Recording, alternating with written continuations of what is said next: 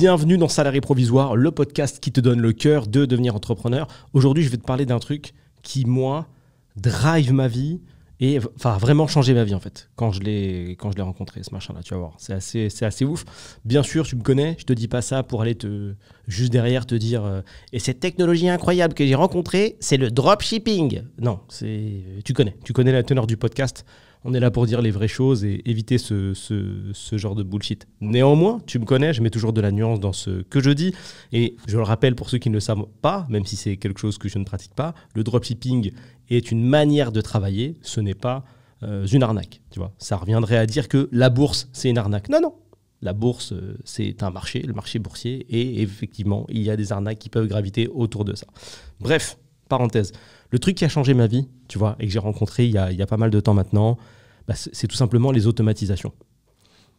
Là, à mon avis, tu vis une vie où rien n'est automatisé. Alors peut-être que ça ne te parle pas, peut-être que tu te dis, mais attends, c'est cool, mais moi, j'ai pas assez de trucs à faire pour automatiser. Peut-être que tu te dis, mais je vois pas trop ce que je pourrais automatiser. Ou peut-être même que tu te dis, je vois, mais en vrai...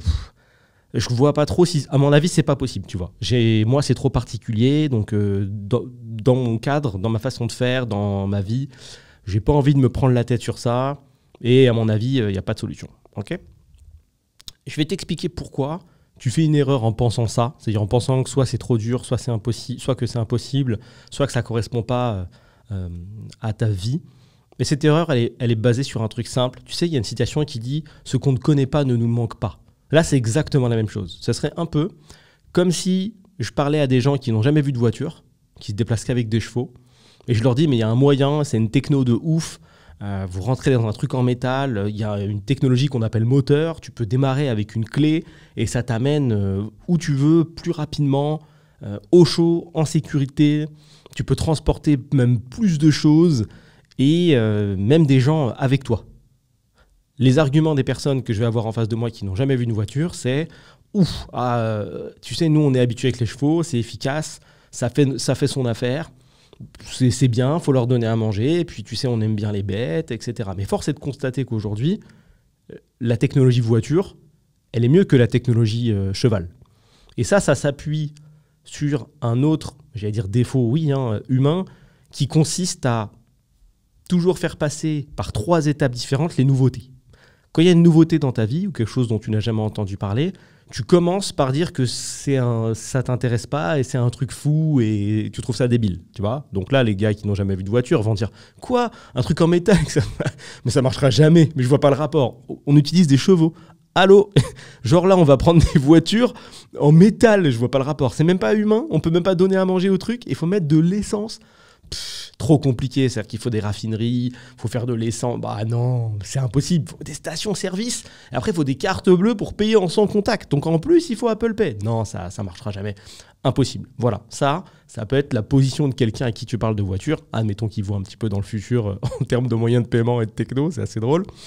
Puis après, la deuxième phase, c'est la phase d'acceptation où tu te dis « Oh, peut-être que ça peut être pas mal. Ça peut être pas mal, ok, ouais, ça peut être pas mal. » Et la troisième phase humaine, c'est l'évidence. C'est de se dire, quoi la voiture ? T'as pas de voiture ? Arrête, un truc de ouf. Et tu verras, à chaque fois, dès qu'il y a une nouveauté et qu'un humain est au contact d'une nouveauté, il passe toujours par ces 3 phases. D'abord dire, c'est claqué, c'est un truc de fou, non, c'est mort, donc il s'oppose. Ensuite, il l'accepte. Ensuite, c'est une évidence. Et il se met à critiquer les gens qui n'ont pas l'objet en question. Tu vois ? Donc ce mec-là qui est avec ses chevaux, un mois plus tard, il parle à ses potes et il dit « Ah, t'as pas de voiture ?» Mais attends, mais ridicule. Mais tu mets de l'essence, il y a un moteur, ça t'amène où tu veux. Attends. Voilà. Bon, là, c'est à peu près la même chose. Ce qui va se passer avec ce que je vais te raconter. Les automatisations, comme ça, quand on te le pose sur la table, tu te dis « Mais je vois pas le rapport. Qu'est-ce que je vais faire de ça ? Je vois pas comment ça peut améliorer ma vie. » Je vais t'expliquer pourquoi ça peut améliorer ta vie. Pour te donner quelques chiffres et que tu comprennes elle est difficile à faire cette phrase-là, ceux d'à côté à quoi tu passes, tu la remettras dans le bon sens, mais je pense qu'elle est pas mal. Il y a la possibilité aujourd'hui de connecter entre elles et entre eux des logiciels et des applications. On va faire ça simple, on va dire que c'est des applications web. Une application web, c'est quoi ? Ça peut être tout simplement Google Sheet. Donc Google Sheet, SHEET bien sûr, ou Google Doc, que tu connais également, sont deux applications. Une qui te permet, c'est l'équivalent d'Excel, donc tu vois, c'est un tableur, un tableau dans lequel tu peux faire des calculs. Et l'autre, c'est l'équivalent de Word sur Office, donc tout simplement un logiciel de traitement de texte. Donc ça, ce sont des web applications, des applications web, donc des applications qui sont hébergées sur Internet. Tu ne peux pas télécharger sur ton ordinateur Google Doc et l'installer, ça ne s'installe pas. Tu y accèdes via Google, boum, et tu l'utilises directement sur Internet. Okay. Depuis l'avènement de ces applications web, à partir du moment où les utilisateurs se sont rendus compte que c'était plus pratique d'utiliser directement sur Internet des applications plutôt que de les acheter, par exemple, je sais pas, à la Fnac et de venir les installer chez soi pour pouvoir les utiliser, il y a eu un accès beaucoup plus simple au développement logiciel. Avant, c'était complexe parce qu'il fallait être un développeur logiciel, puis après, il fallait le faire éditer ton logiciel, puis après, il fallait le faire entrer en magasin pour qu'il soit vendu à la Fnac, etc. Alors que là, ça a totalement changé. Un mec qui est au fin fond du Kentucky, dans sa cave, s'il est développeur, il peut développer un logiciel, n'importe comment, une application web, boum, la mettre à disposition et commencer à gagner sa vie avec ça, si bien sûr il résout une problématique qui est reconnue. Tu sais, je te l'explique tout le temps, quand tu crées un business, il faut que ça soit une problématique, enfin que ça soit dur, donc une problématique qui soit douloureuse, urgente et ressentie. Voilà, si tu veux gagner ta vie avec quelque chose, en général, il faut que ça passe par du dur. Ok ? Ça, c'est un changement majeur. Donc, on est passé d'une certaine complexité d'accès, une complexité technique, quelque chose qui touche pas, enfin, qui concerne très peu de monde, à quelque chose qui concerne beaucoup plus de monde, c'est-à-dire l'intégralité des développeurs. Les applications web, aujourd'hui, pour résoudre diverses problématiques techniques, alors ça peut être des problématiques techniques nulles, c'est-à-dire convertir un PDF, tu vois, convertir un document en PDF.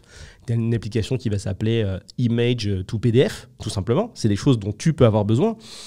Convertir un Google Doc en PDF, c'est la même chose, ce genre de choses-là. Tu vois, tous les petits détails de vie, tu vois, tous ces petits moments où tu dis « Ah, j'ai besoin de faire cette petite action technique », en général, excuse-moi, en général, il y a une application web en face qui te permet de le faire. Tu peux faire le test. Dès que tu as besoin de faire quelque chose, tu tapes sur Google le truc dont tu as besoin et online, tu arrives sur un site qui, comme par hasard, fait exactement ce que tu veux. Tu vois une vidéo YouTube sympa, tu dis « Ah, j'aimerais bien la télécharger ». Tu écris YouTube, vidéo downloader online, tu appuies, il y a 10 sites qui sortent.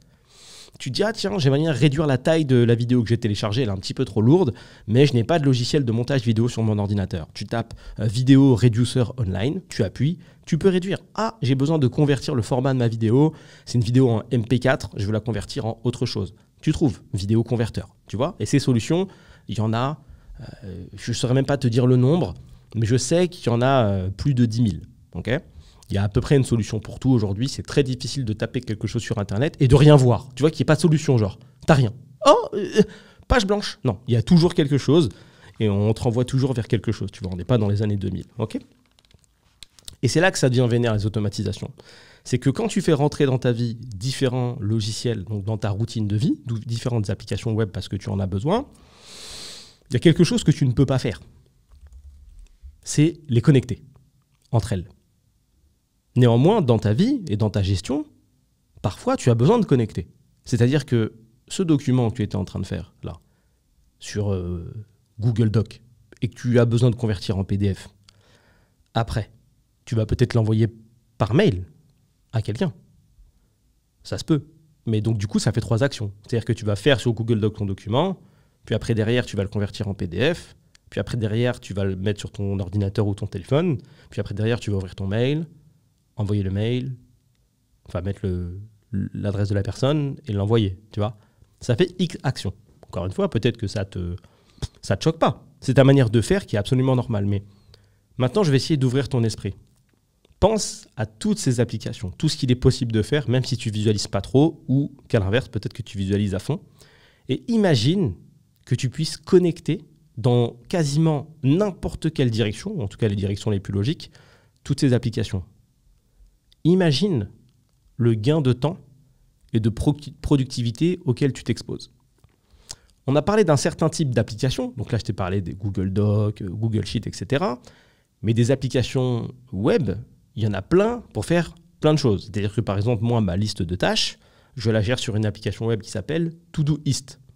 C'est tout simplement une to-do list qui est disponible dynamiquement sur tous mes ordinateurs, forcément, puisque j'y accède depuis une adresse web et qui est également disponible en application sur mon téléphone. Si je mets à jour une to-do, donc c'est-à-dire que je coche une tâche à faire sur mon ordinateur, évidemment, ça la met à jour partout. En fait, ça la met à jour sur le site, donc ça la met à jour à tous les endroits en même temps. Donc je suis jamais perdu. Si je travaillais sur une feuille, c'est-à-dire que si j'avais une to-do papier, tu vois, le papier ne se met pas à jour. Si je laisse un papier devant mon ordinateur au bureau et que je laisse un papier devant mon ordinateur ici au studio et que je laisse un papier devant mon ordinateur à la maison, quand je coche au bureau, ça ne se met pas à jour sur les 2 autres feuilles, tu vois. Premier constat. Donc déjà ça, tu peux déjà t'entourer d'applications et peut-être que tu es entouré d'applications qui sont connectables avec d'autres, mais tu n'as pas l'info. Et c'est là qu'il va falloir que tu fasses un effort. Imagine, si tu es quelqu'un de créatif ou quelqu'un qui a de la vision et de la suite dans les idées, imagine comment tu pourrais connecter les choses entre elles pour accéder à un dédale de choses qui se font automatiquement. Imagine tout ce que tu pourrais faire. Tu vois ce fichier, même au travail par exemple. Tu vois, moi c'est au travail que ça se voit, que c'est assez vénère en général si tu as un taf. C'est que tu vas répéter toujours les mêmes actions. Parce qu'en fait, si tu veux, les entreprises ne sont pas à jour, elles n'utilisent pas du tout les technologies récentes, et ça va durer encore longtemps parce qu'il y a toujours un décalage affreux. Mais si tu savais ce qu'on peut faire en automatisation, je pense que tous les jours, tu te dirais, mais attends, tous les jours, je dois récupérer un fichier qui est dans un dossier, qui est dans un Google Drive, le prendre. C'est un Google Doc, parce que la personne qui le met, je ne suis pas un collègue, elle met ça en Google Doc. Je dois le convertir en PDF, et ensuite, je dois l'envoyer à une autre personne dans la boîte, toujours à la même adresse mail, toujours à 9h tous les matins. Et tu fais la même action tous les matins. Et pour toi, c'est normal. Tu arrives sur le Google Drive, tu double-cliques sur ton Google Doc, tu le convertis en PDF. Peut-être que soit tu fais directement télécharger en PDF, ou peut-être que tu vas sur un site. Peut-être que tu n'es même pas au courant qu'on peut le faire en PDF directement depuis Google Doc. Tu vas sur un site pour le convertir, tu récupères ton fichier, donc tu as 2 fichiers par jour.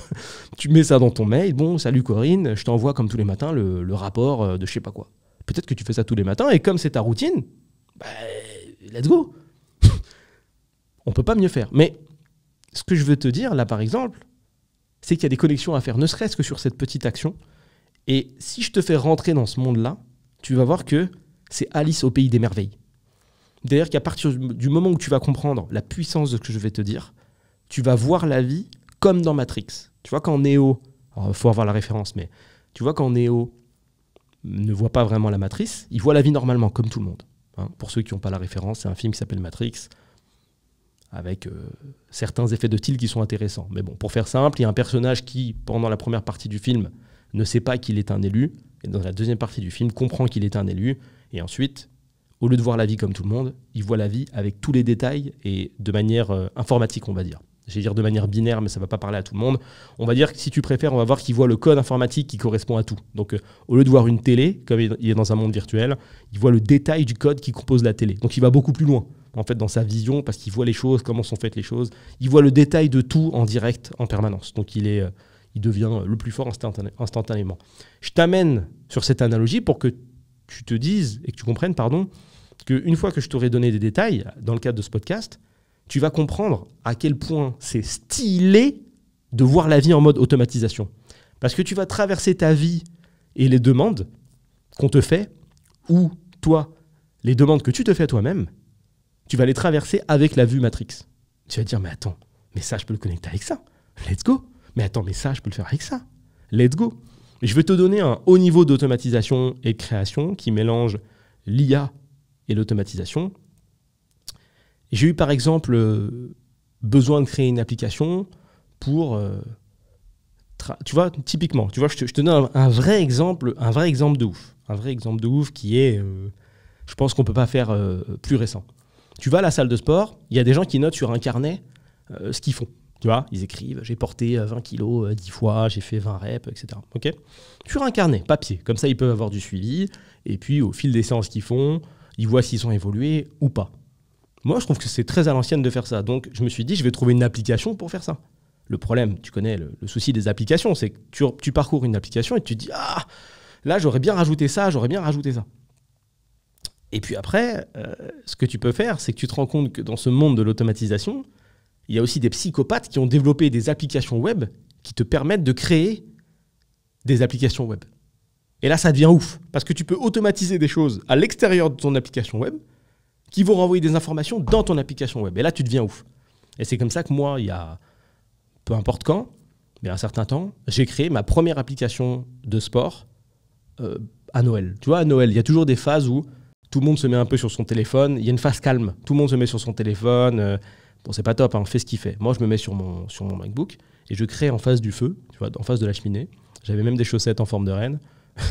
Je crée cette application de sport. Elle permet de traquer ce que je veux faire exactement. Elle me permet d'avoir des chiffres. Et cette application, elle est sur mesure. Elle va appeler de la donnée, de la data, qui est à l'extérieur de cette application. Tu vois, par exemple, des informations qui vont être notées dans un Google Sheet. Et ce fichier Google Sheet, tu vois, qui pour toi est isolé. Un Google Sheet, ça ne communique pas. C'est juste un fichier. Ça communique. Ça communique et c'est prévu pour. Elle va communiquer des infos à l'application. Et inversement, l'application va communiquer des infos au Google Sheet. Donc, j'ai une application sur mesure de sport que j'ai faite moi-même, sans être développeur, je précise. Je n'ai aucun background de développeur. Entends-le bien, hein. Rappelle-toi de mon cursus scolaire. Bac pro vente, 10,5 sur 20. Faculté, 2 ans. Langue littéraire, civilisation étrangère. Est-ce qu'il y a du développement là-dedans? Il n'y en a pas. Est-ce qu'il y a du maths informatique? Il n'y en a pas. Toujours aussi nul en mathématiques, ça ne m'intéresse toujours pas. Addition, soustraction, division, c'est tout ce qui nous intéresse. On a des calculettes, le reste, on s'en balance, tu vois. Il n'y en a pas. Rappelle-toi bien de ça. La seule arme que tu dois utiliser pour les automatisations, c'est le bon sens. C'est tout. Juste du bon sens et de la créativité. Et te dire, tiens, aujourd'hui, je répète toujours la même chose, comment je peux faire ça? Je vais te donner le cas typique avec le mail que tu envoies à Corinne tous les jours et son rapport. OK? Donc, tu récupères ce Google Doc qu'elle te met dans le dossier, dans un dossier Google Drive. Tu peux créer une automatisation qui va, tous les jours, à 9 h, regarder elle-même ce qu'il y a dans le dossier Google Drive, voir quel est le fichier le plus récent, le récupère, le transforme en PDF, va dans Mail, prend l'adresse de Corinne, écrit comme objet rapport dû, met la date du jour, même l'heure si ça te fait plaisir. En dessous, met un mail par défaut qui sera toujours le même, de toute façon, tu envoies toujours le même à Corinne, et qui met en pièce jointe le document. Temps de travail pour toi, 0 minute. C'est-à-dire que là, tu as remplacé quelque chose qui était désagréable en rien. C'est fait avec une rigueur plus importante que celle que tu peux apporter, avec une meilleure précision et avec un taux d'erreur extrêmement réduit, puisque l'automatisation fait toujours la même chose. Maintenant, essaye de penser ça à la dimension de ton entreprise, ce que tu parcours, ce que tu fais, soit dans ton business personnel, soit dans ton taf. Essaye de visualiser le nombre de choses, le nombre de tâches répétitives. Et tout le monde a dans sa vie des tâches répétitives. Et tu vas voir que tu vas rentrer dans un jeu qui consiste à éliminer ces tâches répétitives et te dire, attends, c'est-à-dire que là, si j'arrive à visualiser tout ce que je fais dans la semaine, tout ce qui est répétitif, le jeu, c'est de le remplacer par des automatisations. Et une fois que tu as fait ça, essaye d'imaginer combien de temps tu gagnes. Et avec ce temps gagné, je te le dis direct, je te spoil, ce qui va se passer, c'est que tu vas tenter d'inventer des nouvelles fonctionnalités après. Tu vas dire, attends, c'est bon, j'ai réussi. Toutes mes tâches répétitives, elles sont gérées. Maintenant, je vais faire autre chose. J'ai un pote à l'époque, ce qu'il avait inventé, et encore une fois, je te le dis également, c'est pas un développeur. Et c'est ça qui est génial avec les automatisations, c'est que c'est quelque chose qui a été facilité parce que des développeurs de haut niveau ont créé des interfaces visuelles. C'est-à-dire que quand je te parle de faire ça, je vais pas te faire taper des lignes de code sur un écran noir comme un hacker, hein.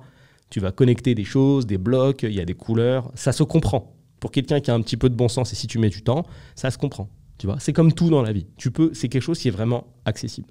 J'ai un pote qui avait développé un truc marrant, c'est-à-dire qu'il avait des appartements en location, en Airbnb, et il voulait organiser les tournées de ses femmes de ménage. Tu vois, c'est-à-dire que je t'explique un petit peu le pattern de quand tu as un appartement en location comme ça. Donc c'est des locations courte durée, c'est-à-dire que c'est que des voyageurs qui viennent. Donc ils viennent une semaine, ils partent, donc il faut passer derrière eux, faire le ménage, etc. Quand tu n'as rien d'automatisé, qu'est-ce que ça donne? Le gars arrive le 1er février, il vient, il va rester jusqu'au 7, ok, et une fois qu'il part, il t'envoie un message, il t'écrit « Salut, je suis parti » ou tu reçois une notification d'Airbnb, tu passes derrière lui ou tu appelles ta femme de ménage, tu dis « Salut, il faut passer, Rodrigo part à 11 h, est-ce que tu peux passer à 12h30 pour t'occuper du ménage, etc. » La femme de ménage y va, elle se déplace, elle fait le taf, une fois qu'elle a terminé, elle t'appelle pour te dire « C'est bon ». Donc du coup, Tu perds du temps à surveiller ton planning, tu perds du temps à faire ce call qui est toujours le même toutes les semaines dès que tu as une location, super chiant, qui est multiplié par ton nombre d'appartements, qui est multiplié par ton nombre de réservations. Donc ça commence à être chronophage. Si tu as 2-3 appartes et plusieurs résas dans la semaine, c'est chiant. Tu vois, il y en a un qui vient du lundi au mercredi dans l'appart 1, il y a un mec qui vient du jeudi au vendredi dans l'appart 2, il y en a un qui vient du lundi au vendredi dans l'appart 3. Ça te fait déjà 3 calls, avec 3 calls retour. S'il y a un petit problème, il va falloir gérer aussi. Ça commence à être relou, tu vois. Tu commences à devoir être d'astreinte, faut tout gérer, relou de fou.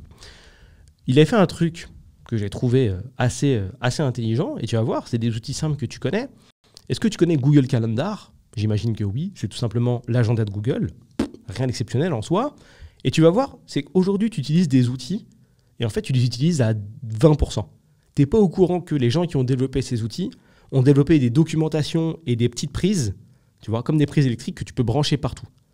Aujourd'hui, toi, tu branches rien. Tu utilises juste l'outil tel quel. C'est comme si tu utilisais un iPhone, mais tu ne mets pas d'application dessus. Tu utilises comme ça pour téléphoner. Et un jour, il y a un mec qui te dit « Hey, il y a l'App Store. Hein » C'est un peu ça, tu vois. Franchement, c'est grave ça. C'est vraiment ça. Donc, lui, ce qu'il a fait, il a créé des automations assez simples. Donc, automatisation et automations, c'est la même chose, c'est juste en anglais. Il a mis un détecteur directement dans sa maison. Donc, tu vois, là, ça va être un mélange entre automatisation et domotique. La domotique, c'est toute la technologie qui est liée à l'univers de la maison. Tout simplement un détecteur de présence, enfin d'ouverture et de fermeture de porte. Quand la porte est ouverte, il sait. Ouverture de porte à 11h02. Quand la porte est fermée, il sait. Donc, quand le dernier jour de la réservation est arrivé, le dernier jour de la réservation de Rodrigo est arrivé, et que Rodrigo doit partir à 11h, quand il voit la porte s'ouvrir à 10h57, il sait que c'est Rodrigo qui part. Ok ? Et en fait, si on mettait de côté le côté technique et qu'on réfléchissait ensemble, admettons qu'on veuille créer le scénario de mon pote à l'époque, là, et qu'on veuille quelque chose d'automatique, qu'est-ce qui serait magique ? Ce qui serait magique, c'est que quand le détecteur d'ouverture de porte se déclenche et correspond à la plage de départ sur Airbnb de ta location en cours, ce qui serait génial, c'est qu'en fait, ça mette un événement dans l'agenda de Google de ta femme de ménage, non ? Je dirais même mieux, si tu sais que Rodrigo il est réservé du 1 au 7 et que ta femme de ménage, tu veux pas forcément qu'elle passe une heure après, mais le lendemain, ça ira, bah tu peux faire tu peux faire quelque chose, là. Par exemple, on peut dire, tu vas voir, c'est que des conditions. Alors les conditions, c'est des si. Si, moi pressé, tourner le bouton de la porte, porte s'ouvrir, tu vois, égale porte s'ouvrir. C'est que des conditions comme ça. Si égale alors or. Ok ? Donc là, on peut composer ensemble, tu vois, sans développer, sans coder, juste comme ça à l'oral. On peut faire un truc, si jour de réservation est arrivé, donc égale aujourd'hui, alors ajouter un événement agenda dans l'agenda de, peu importe son prénom, Julia, ok, avec 24 heures d'écart. Donc Rodrigo, il part le 7, le 8 à 11h, Julia, elle a dans son agenda ses trucs à faire. Mais si tu as plusieurs appartements, elle a plusieurs choses, tu vois, ça ne se chevauche pas, on est sur Google Calendar, ça se configure. Et puis ensuite, on peut mettre une autre automatisation qui dit que si le détecteur se déclenche dans le cadre de 1 heure après le passage de quelqu'un, donc ça va regarder dans le Google Calendar de Julia, admettons qu'elle passe le 8, donc un jour après la résa à 11h, si le détecteur se déclenche aux alentours de 12h, 13h ou 14h, on peut considérer que le ménage est fait et que de l'autre côté, sur Airbnb, ça renvoie l'information que l'appartement est de nouveau disponible. Ça t'évite de le faire à la main aussi. Parce que quand ton appart il est off, c'est-à-dire qu'il est sale, il est plus dispo sur Airbnb, il faut que tu appuies toi-même. Mais là, on peut créer une automatisation. Donc là, tu vois, en un moment, tu as un workflow automatique qui te permet de ne pas avoir à discuter avec personne, en fait. Ce qui fait que dès qu'il y a une fin de résa, automatiquement, ça met un événement dans l'agenda de la personne. Et dès que la personne a fini de faire le ménage, vu que ça détecte son entrée, sa sortie, juste derrière, ça remet ton appartement à dispo sur Airbnb. Donc tu vois, tu passes de « je peux gérer 3 à 4 appart max parce que c'est chaud » à « je peux en gérer 50 et ça ne change pas ma vie ». Et c'est ça les automatisations. Et ça, tu vois, si tu n'avais pas la vision de ce qu'il est possible de faire, jamais tu aurais pensé. Jamais tu te serais dit « ah ouais, tout, je vais faire comme ça ». Parce que, encore une fois, ce qu'on ne connaît pas ne nous manque pas. Tu n'as pas de visu puisque tu ne sais pas ce qu'on peut faire. Tu ne peux pas te dire « ça ne me manque pas dans ma vie ». Tu ne sais pas ce que tu peux faire avec. Donc ça, c'est un exemple. Je t'ai donné un exemple avec le travail, je t'ai donné un exemple avec Airbnb, mais sache qu'aujourd'hui, moi, des scénarios d'automatisation pour ma vie et mon entreprise, j'en ai plus de 80 qui tournent. C'est pour te dire jusqu'où tu peux aller. Et c'est pas quelque chose en plus qui coûte, c'est vraiment pas quelque chose qui coûte cher. C'est ça qui est stylé. Si jamais, tu vois, tu as une entreprise et que tu es chargé, tu as un petit business, et je sais pas, tu crées des événements ou tu fais des publicités, et que les gens, tu leur fais remplir des petits formulaires, tu vois, pour ce que tu vends ou pour ce que tu organises.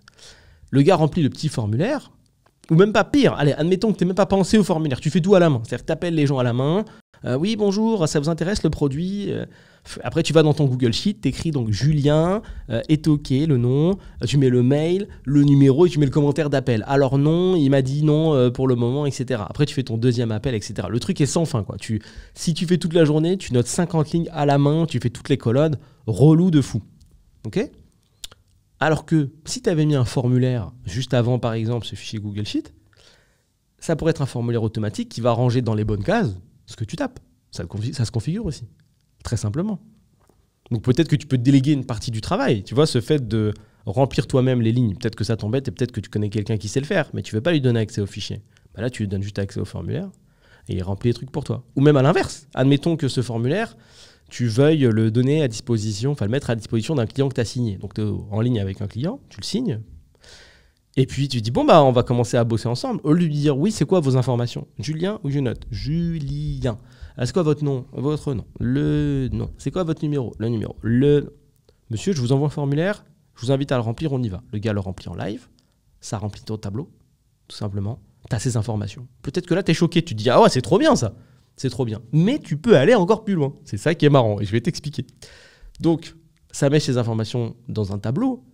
Et ce qu'il faut que tu saches, c'est qu'à partir du moment où c'est rentré dans ce qu'on appelle ton workflow d'automatisation, les données que tu as reçues, tu peux les manipuler, les faire bouger, les découper, les changer, les envoyer dans différentes applications. Je te donne vraiment un cas d'usage personnel que moi je fais. C'est-à-dire que quand je vais bosser avec quelqu'un, on est par exemple sur un Google Meet, on convient de bosser ensemble, moi je tape pas son nom à la main, etc. Si on est d'accord pour bosser ensemble, je lui envoie un formulaire. Ce formulaire, il le remplit. Quand il le remplit, ça remplit automatiquement un tableau, mon tableau client. Et dans ce tableau client, je peux définir et écrire. Par exemple, imagine que c'est un Google Sheet. Il y a une colonne qui s'appelle prestation. Je peux définir la prestation, enfin le montant. Il y a une colonne qui s'appelle type de prestation. J'ai un petit menu déroulant, et tu l'as déjà vu sur Google Sheet, hein, ça n'a rien d'exceptionnel. Mais bon, c'est pas exactement ce que j'utilise, mais c'est pour que tu visualises. Tu as un petit menu déroulant, tu valides, je mets une prestation de type 2, peu importe. Et après, même moi, j'ai carrément un bouton. C'est-à-dire que quand j'appuie sur le bouton, et c'est là que tu vas voir que ça part en live, ce bouton, quand j'appuie dessus, récupère les informations de la ligne, prend la donnée qu'il y a dans le tableau, sur cette ligne-là, et en fait quelque chose. D'après toi, qu'est-ce que je pourrais faire avec ce bouton ? Est-ce que je pourrais pas, par exemple, faire une automatisation de génération de contrats automatiques ? Par hasard. Si, je peux faire ça. Tout simplement. Donc, c'est-à-dire que je vais passer d'une vie où, dès que je fais une vente avec un professionnel, je suis obligé de noter le nom, le prénom, le numéro de sirette, l'adresse, le détail de la prestation, ce qu'on lui vend, le prix, la durée, nanana. Je passe de ça à le gars remplit un formulaire. Après, il faut générer le contrat, tac, le passer en PDF, lui envoyer. Après, je dois attendre qu'il signe, le relancer, etc. Je passe de ça à j'envoie un formulaire. Ça récupère ses infos, c'est lui qui travaille pour moi. Il remplit les infos, tout simplement. Je génère un contrat en appuyant sur un bouton. Ça lui envoie automatiquement par mail. Encore une condition, si contrat généré, envoyé par mail à l'adresse mail qui est dans le tableau, tout simplement. Le gars reçoit le truc. Je mets un suivi automatique. Si pas de réponse dans les 48 heures, relance. On est en 2000X. Je donne jamais l'année pour éviter de mettre de la temporalité sur les podcasts, mais tu peux relancer par mail, tu peux relancer par WhatsApp. Magnifique. Tu peux même, si ça t'amuse, faire un message vocal préenregistré qui dit toujours la même chose, de type « Salut, écoute, je t'ai envoyé les informations pour signer le contrat, est-ce que tu peux t'en occuper ?» Tranquille. Que tu signes dans la journée 1 gars, 2 gars, 10, 1000, t'as pas de gestion. T'as plus besoin de te dire « Aïe, j'ai signé 4 gars, il faut faire 4 contrats, il faut envoyer 4 documents, et puis en plus, ils vont pas signer tout de suite, je vais être obligé de les relancer. Après, il faut mettre en place le paiement. Après, c'était quoi les prestations déjà ? Faut que je repasse sur les appels, etc. » En parlant de ça, les appels, j'imagine que tu as entendu parler de l'intelligence artificielle. Il y a une application web qui s'appelle Fireflies qui consiste à venir dans ta conversation Google Meet pour l'enregistrer. Elle l'enregistre en direct et écoute ce qui est dit. Elle sait reconnaître qui parle, qui intervient. Elle sait comprendre, elle comprend parfaitement le français. Elle te fait une retranscription de l'échange que tu as eu avec la personne. Et elle te fait un sommaire de la conversation. Donc, quand tu as terminé, elle te dit de quoi tu as parlé exactement pendant cette conversation, en détail, comme un sommaire, comme si tu avais un rédacteur avec toi dans la conversation, tranquillement. Elle te donne les différents axes d'échange. Okay. Derrière, tu as une retranscription totale de ce que vous avez pu vous dire, qui est cliquable. Donc, c'est-à-dire que tu vois là, par exemple, j'ai eu un appel récemment avec Sébastien. Sébastien J, peut-être que tu te reconnaîtras. J'ai la retranscription totale de notre appel. C'est-à-dire que même moi, si j'ai besoin de revenir et je me dis, mais attends, de quoi on avait parlé exactement à ce moment-là? Le gars m'avait dit qu'il avait une boîte de je peux réécouter l'appel. J'ai la vidéo, j'ai la retranscription.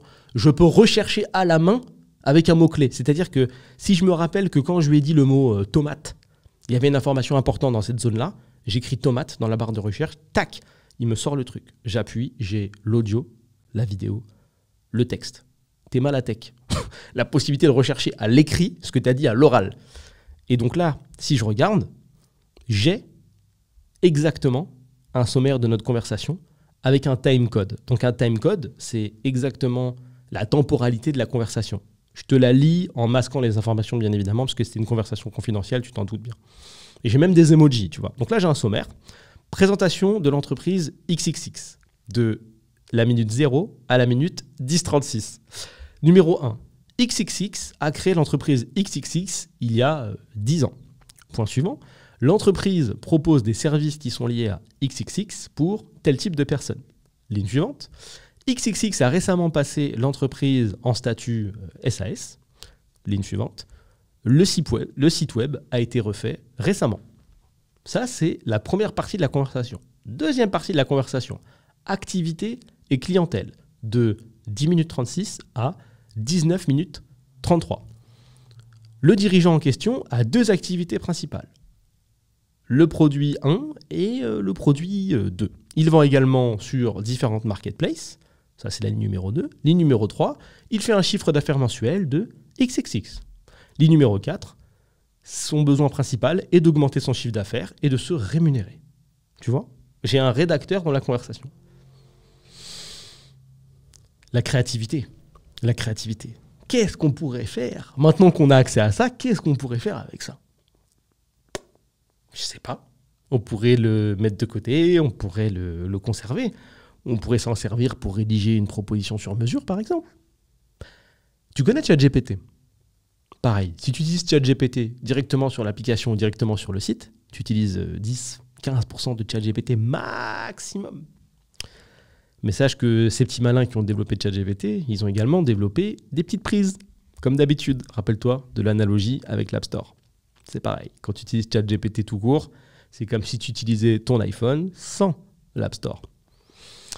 Et par exemple, là, l'automatisation, on peut en créer une nouvelle qui dirait, quand une nouvelle conversation est créée sur Fireflies, je veux que tu prennes le résumé et que, en fonction de ce que tu sais de mon entreprise, tu fasses quelque chose de spécifique. On va aller un petit peu plus loin. Sur ChatGPT, quelque chose que tu n'as probablement jamais vu, c'est que tu peux créer ce qu'on appelle des assistants. Un assistant sur ChatGPT, c'est une IA qui est entraînée à ce que tu veux. Je peux très bien créer un assistant, l'entraîner à comprendre quels sont les services de ma société et lui dire qu'il doit rédiger des propositions sur mesure en lui mettant un exemple de propositions sur mesure. Okay? Et si on mélange tout en même temps maintenant? Tu te rappelles, je t'ai dit que je pouvais récupérer les informations de la personne. Je t'ai dit que je pouvais enregistrer les conversations, que je pouvais récupérer des retranscriptions, des sommaires. Donc là, j'ai un nouvel appel, j'ai les informations. On prend le sommaire. Ensuite, ça passe sur l'assistant ChatGPT qui est chargé de rédiger les propositions commerciales. Ensuite, on le mélange à toutes les informations du client. Ensuite, on le mélange aux informations de mon entreprise. Et puis ensuite, on génère un contrat. Et puis ce contrat, une fois qu'il est prêt, on me l'envoie par exemple par mail pour vérification, ou je peux également recevoir une notification sur mon téléphone, parce que c'est possible avec des automatisations. Et puis quand j'appuie sur la notification sur mon téléphone, boum, j'ai le contrat devant les yeux et je peux le relire, voir s'il n'y a pas d'erreur. Voilà. Puis après, je peux le transférer au futur client, tout simplement. Voilà. Imagine le temps gagné. Imagine le temps gagné. Et ce que je te dis là, encore une fois, c'est des automatisations, on va dire, de niveau 2, tu vois. C'est pas le niveau 1, c'est le niveau 2. Mais ça se fait.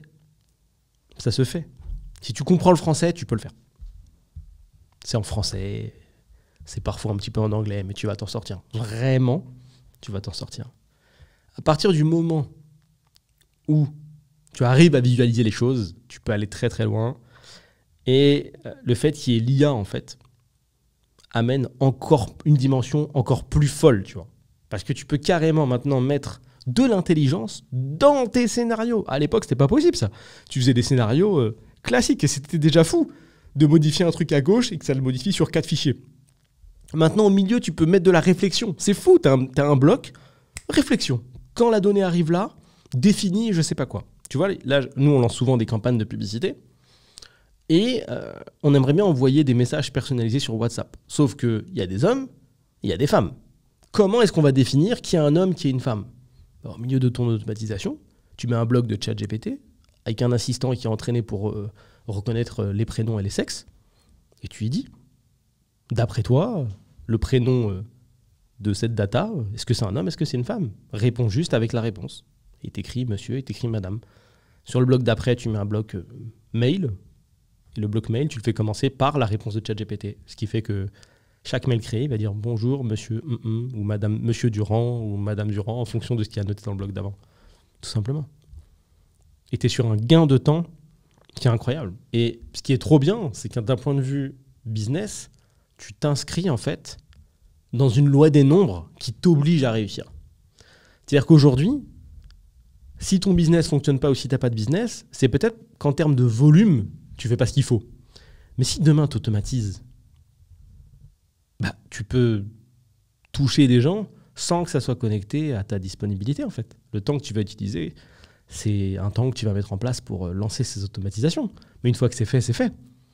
Tu vois, là, on sort d'une campagne de pub, on a récupéré sur cette campagne environ 900 leads. Ça veut dire 900 prospects automatiquement. OK ? Ces prospects, là, on a fait une campagne sur Meta. OK ? Meta, sur Facebook, si tu préfères. OK ? Quand les prospects ont, par exemple, rempli un formulaire, c'est ce qu'on leur demande. On leur fait une publicité, on leur demande de remplir un formulaire. Les données sont stockées sur Facebook ou sur Meta, si tu préfères. Donc, ça veut dire que si on n'est pas automatique, on est obligé à la main, tous les jours, d'aller dans notre campagne, d'appuyer sur le bouton « Télécharger les prospects ». Ça nous télécharge un fichier, même pas XLS, même pas un Excel. Ça télécharge un CSV. C'est-à-dire que quand tu l'ouvres, il est rangé dans une config que tu n'as jamais vue. Tu vois. Essaye d'ouvrir un CSV, fichier.csv un jour dans ta vie. Tu vas voir comment c'est fait.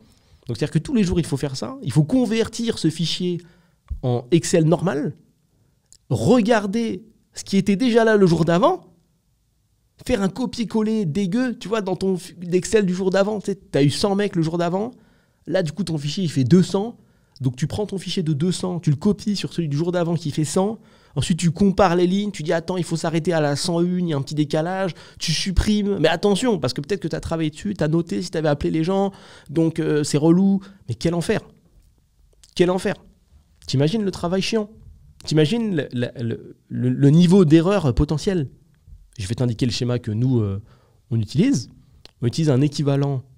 C'est pas vraiment un équivalent parce que c'est beaucoup plus puissant, mais on utilise un autre logiciel qui permet de faire des tableaux plus, qui s'appelle Airtable, comme une table dans l'air. Et en fait, le scénario qu'on utilise pour gérer nos publicités, il est assez simple, c'est qu'on lance une publicité. Notre automatisation commence par un module Facebook et surveille dès qu'il y a un nouveau prospect qui renseigne les informations dans le cadre de la publicité. Donc tu as un mec, peu importe où il est sur son téléphone, il scrolle, il voit une donne pub, il appuie, et là ça lui pose des questions, donc il remplit les infos, il valide. Configuration numéro 1, il envoie les informations et c'est galère en CSV, voilà, on n'est pas automatique. Nous, on ne fait pas ça. Quand il valide, automatiquement ça rentre dans notre scénario d'automatisation qui détecte qu'il y a une nouvelle entrée. Cette nouvelle entrée, ça va mettre les infos sur un Airtable, donc directement dans un tableau. Et ça va directement mettre à côté de son nom le fait qu'il n'ait jamais été contacté et la date à laquelle il est arrivé. Ce qui fait qu'on passe de quelque chose qui est difficilement exploitable à quelque chose qui est mis à jour dynamiquement et qui n'a pas besoin de notre intervention. Et en un coup d'œil, on sait où on en est. On sait qui a été contacté, qui n'a pas été contacté, on a toutes les informations. Et on s'est mis un petit module supplémentaire, c'est que nous, en fait, on travaille, quand on bosse, on est sur Discord, qui est une messagerie un peu comme Slack. On a un canal qui est dédié aux notifications. C'est-à-dire que dès qu'il y a un nouveau lead qui rentre, donc un nouveau prospect qui rentre par la publicité, moi, je veux que toute l'équipe soit au courant. Ça donne du dynamisme, c'est agréable, puis ça crée du mouvement, puis c'est automatique, c'est kiffant. Donc tout le monde a une copie des informations qui sont rentrées dans un message. Il y a un robot qui s'appelle le Scalabot, tu vois, comme ma boîte est scalable, là, je l'appelais Scalabot. Et il envoie le truc. Tu vois, tu as Olivier Durand du 62, numéro 06 00000 qui a rempli ses infos. Tac, une notification du Scalabot, boum, qui nous dit tout ça. Et en plus, c'est rangé dans notre tableau de gens à contacter. Par exemple. C'est un cas d'usage. J'espère que tu commences à voir. J'espère que tu commences à voir ce qu'il est possible de faire.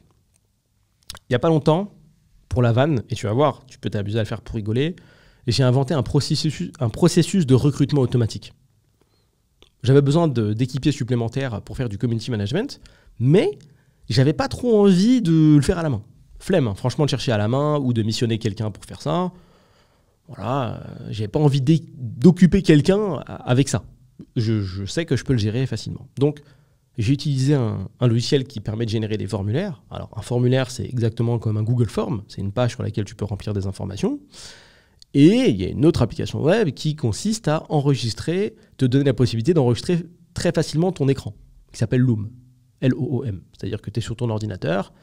Au lieu d'expliquer à ton pote, à ton collègue, à ton associé la problématique technique que tu rencontres ou ce que tu as à ton écran, oui, mais non, je t'ai dit que le fichier A32, j'arrive pas à comprendre, quand je clique, ça fait ça. Au lieu de lui expliquer comme ça, tu appuies sur Loom, ça enregistre ton écran, ça enregistre ta caméra, on voit ta tête, ça enregistre ton micro. Tu montres. C'est 1000 fois plus facile de montrer que de tenter d'expliquer. Parce que tu connais la conversation entre les humains, tu connais l'information. Elle est jamais prise, elle arrive jamais de la bonne forme. Donc j'ai créé un Loom qui explique ce qu'on recherche, tout simplement. Et dans ce Loom, tout à la fin de ce Loom, j'ai donné un code. Tu vois, c'est-à-dire que j'ai expliqué directement la fiche de poste, si tu préfères, et à la fin, j'ai dit, le code secret, c'est 667. Je finis mon Loom comme ça.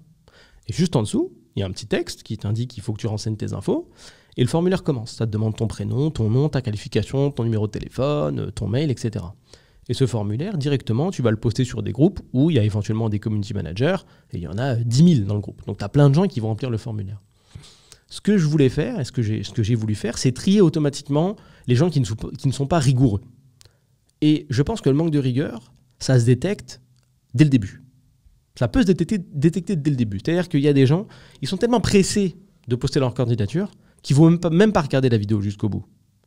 Le truc, c'est qu'on veut des gens rigoureux.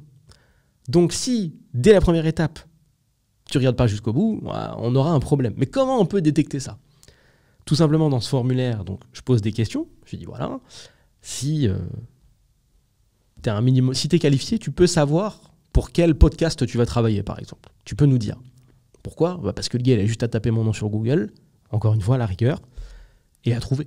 C'est extrêmement simple, c'est le premier ou le deuxième résultat, tu vois. Donc cette question, elle est aussi disqualifiante. Tous les gens qui ne savent pas répondre pour quel podcast ils vont éventuellement bosser, c'est qu'ils n'ont pas fait de recherche ou qu'ils n'ont pas la logique d'aller chercher sur Google. Ce que je trouve assez terrifiant. C'est-à-dire que si tu as quelqu'un qui est dans ton équipe qui ne sait même pas utiliser Google, laisse tomber. Ça ne sert à rien de le prendre, de lui expliquer, etc.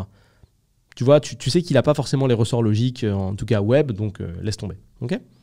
Donc ça les disqualifie, ça disqualifie tous les gens qui sont pas trop techniques, entre guillemets techniques. Aller sur Google, c'est pas technique, mais c'est un réflexe dont j'ai besoin. Et ensuite vient la question du code secret. Elle arrive tout à la fin. Ça dit c'est quoi le code secret ? Et c'est là que tu vois les gens qui sont pas rigoureux et qui sont pas capables de regarder une vidéo d'1 minute 30 jusqu'au bout. Comment tu veux que je bosse avec toi sur le long terme si tu prends même pas le temps de regarder 1 minute 30 de vidéo ? Donc là, je regarde les réponses et j'ai eu des réponses de ouf. La France, rigueur, des codes secrets, etc. Non, la réponse, c'est 667. Donc ça, tu coches directement dans des résultats de réponse. Tous les gens qui mettent n'importe quoi, qui ne trouvent pas le code, ça dégage. C'est pas la peine de les garder. Ils ne sont même pas assez rigoureux pour regarder ça. Une fois qu'ils ont fait ça, qu'est-ce qui se passe ?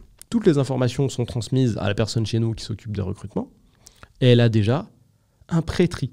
Mais si on veut, ce qu'on aurait pu faire, c'est à la fin de ce formulaire, on aurait pu aller encore plus loin. On aurait pu leur préparer un fichier Canva spécial, et à chaque nouvelle demande, ça crée un fichier Canva. Tu sais, Canva, le logiciel qui permet de faire des designs, et ça leur demande de reproduire un modèle, quelque chose, tu vois. Et on aurait pu dire à cette automatisation, va récupérer le nom qui a été rempli dans le formulaire et mets-le dans le fichier Canva. Va sur Canva, crée un dossier, appelle-le candidature, mets tous les fichiers Canva dedans, tu mets les noms, et comme ça, on peut étudier tranquillement qui va réussir à avoir le bon niveau. Le tout automatiquement, sans interaction. Et une fois qu'en termes techniques, on est OK et qu'on a testé les gens automatiquement, sans leur parler, sans échanger, et avec un haut niveau de performance, là, tu mets quelqu'un pour prendre les appels à ta place si tu ne veux pas le faire, et ça t'a pris 0% de temps. Ça t'a pris 0% de temps, c'est 1000 fois plus automatique, c'est 1000 fois plus rapide, c'est 1000 fois plus pertinent, et ça te permet de traiter en masse. Imagine maintenant les recruteurs qui sont à l'ancienne et qui se tapent la lecture de CV toute la journée. Ils lisent des CV, ils lisent des CV, ils lisent des CV.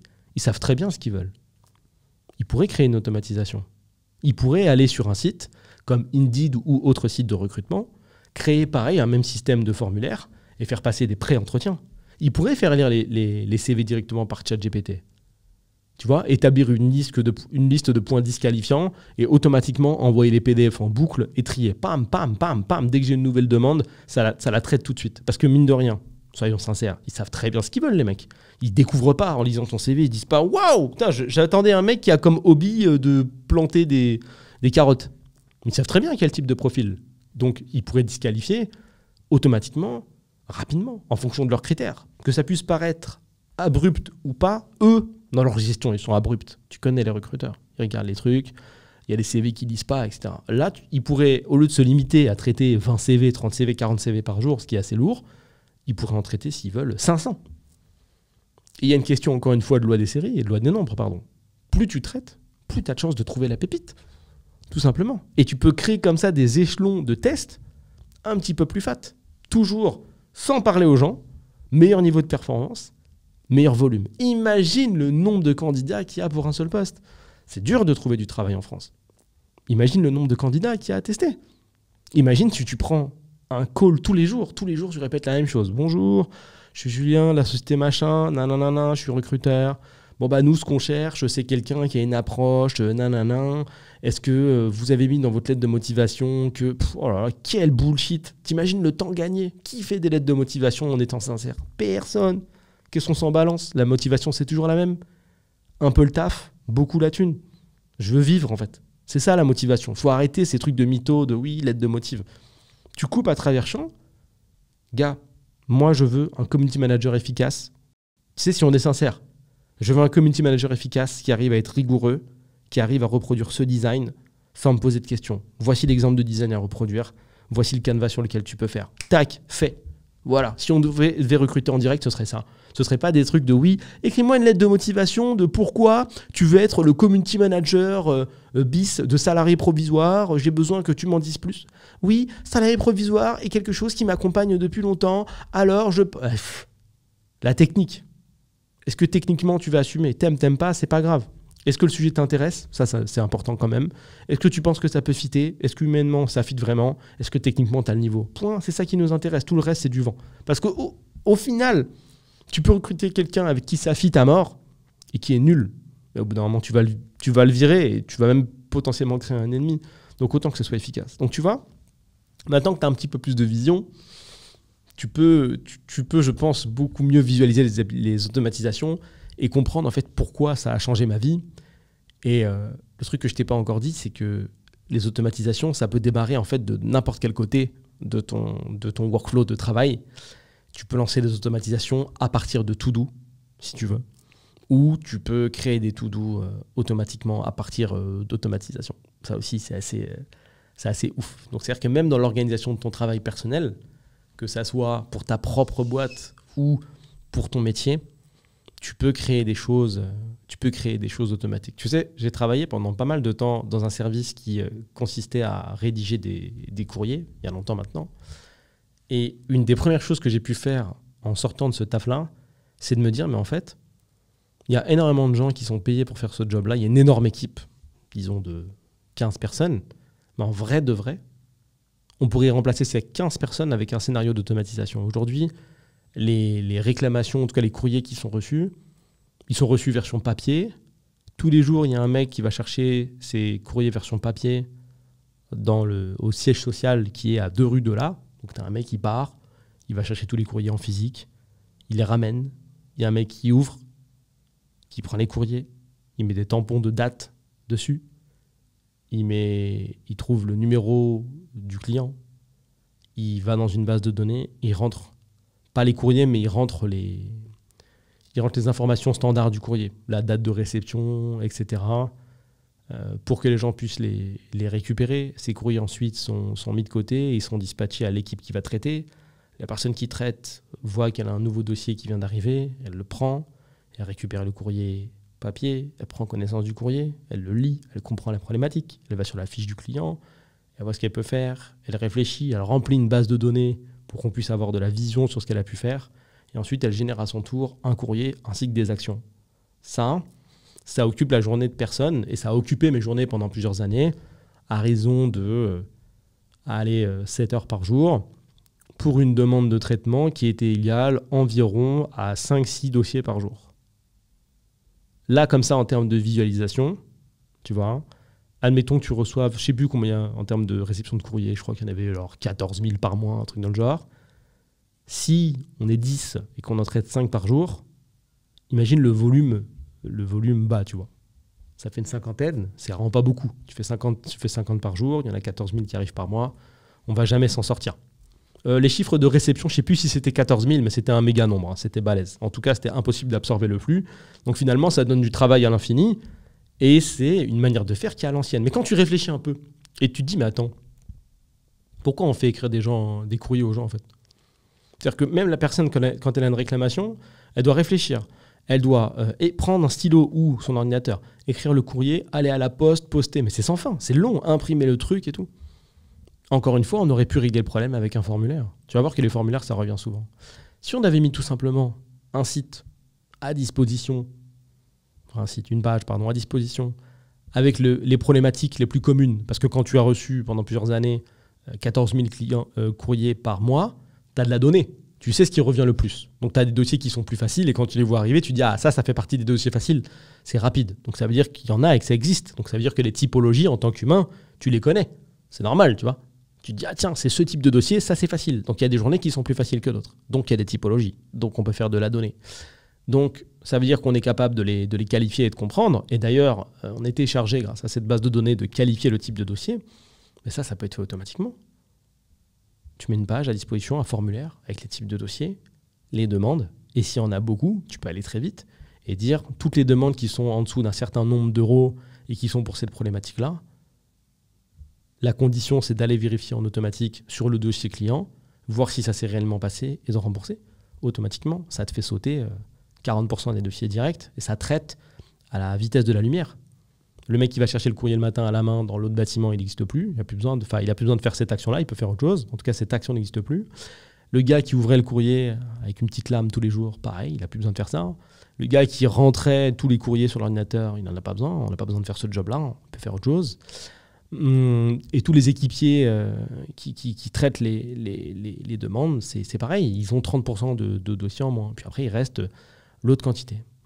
Donc aujourd'hui, ils font 5 dossiers par jour. Comment ils peuvent en faire plus? Le méga formulaire. Et puis je pense que très rapidement, en automatisant et en rajoutant l'IA là-dessus, et en l'entraînant en fait sur les différents courriers, tu pourrais traiter automatiquement en fait. Tu vois?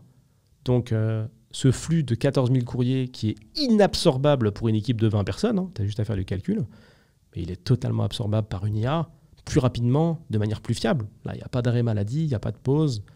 Il n'y a pas de j'ai la flemme, il n'y a pas d'erreur. C'est simple, c'est efficace. Le robot qui traite, il est orienté sur la satisfaction client. Il n'a pas d'émotion, il comprend ce qui se passe.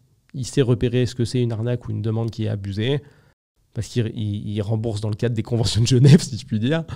Et il est efficace. Il est 1000 fois plus efficace, tu vois. Et c'est pour ça que je te dis, quand tu vas arriver dans la matrice des automatisations, tu vas te dire waouh, c'est fou ce qu'il est possible de faire. C'est vraiment terrifiant ce qu'il est possible de faire. Tu vois, je vais terminer avec ça. Moi, j'ai créé une automatisation qui s'appelle l'automatisation carte de visite. Aujourd'hui, en fait, quand tu vas faire un networking et rencontrer des gens, tu donnes des cartes de visite. Peut-être que tu le fais. Tu es là avec ta carte de visite papier. Qu'est-ce qu'il fait de ta carte de visite papier, le gars?